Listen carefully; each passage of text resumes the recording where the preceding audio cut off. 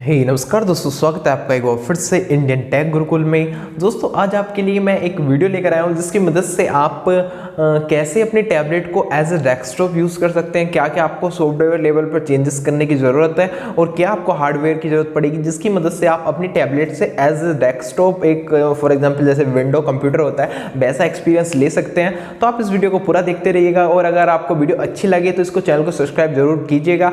मैं इस पर ऐसी इंटरेस्टिंग वीडियोस लाता रहता हूं। तो चलिए दोस्तों वीडियो को स्टार्ट करते हैं।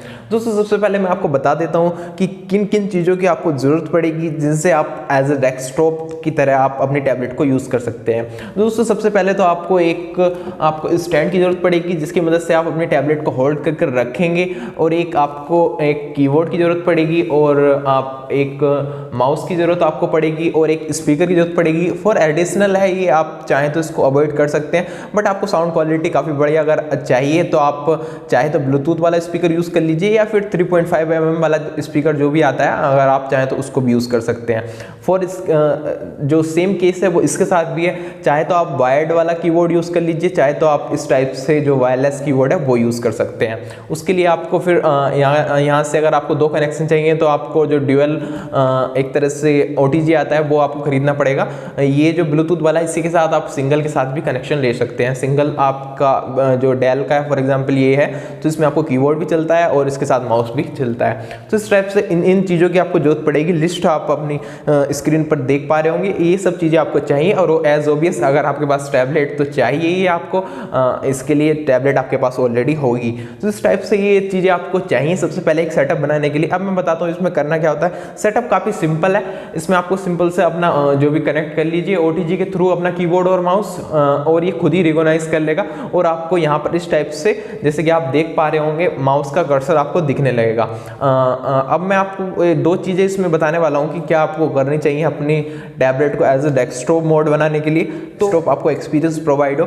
तो इसमें आपको सेटिंग्स में जाना होगा। सबसे पहले Lenovo की टैब यूजर्स के लिए मैं बता रहा हूँ, सैमसंग का मेरे को अभी आइडिया नहीं है क्योंकि मेरे पास अभी सामने टैबलेट Lenovo की रखी हुई है। तो आपको क्या करना है कि सेटिंग्स में जाना है, और सेटिंग्स में जाने के बाद दोस्तों आप जा सकते हैं डिस्प्ले में, और डिस्प्ले में जाने के बाद आपको इसको एडवांस में जाना है। और एडवांस में जाने की जरूरत नहीं है, ऊपर ही आपको सिस्टम नेविगेशन देखने को मिल जाता है, पहले ये नीचे आता था। तो यहाँ से आप इस पर क्लिक कीजिए। इस पर क्लिक करने के बाद आपको देखिए यहाँ पर 3-4 टाइप के नेविगेशन बार दिख रहे होंगे। तो दोस्तों आपको यहाँ से फॉर एग्जांपल आपका ये हो रहा होगा, या तो आपने जो आपके 3 बटन्स वाला होता है नॉर्मल वर्ड वो कर रखा होगा। तो यहाँ से आपको प्रोडक्टिविटी नेविगेशन सेलेक्ट करना है।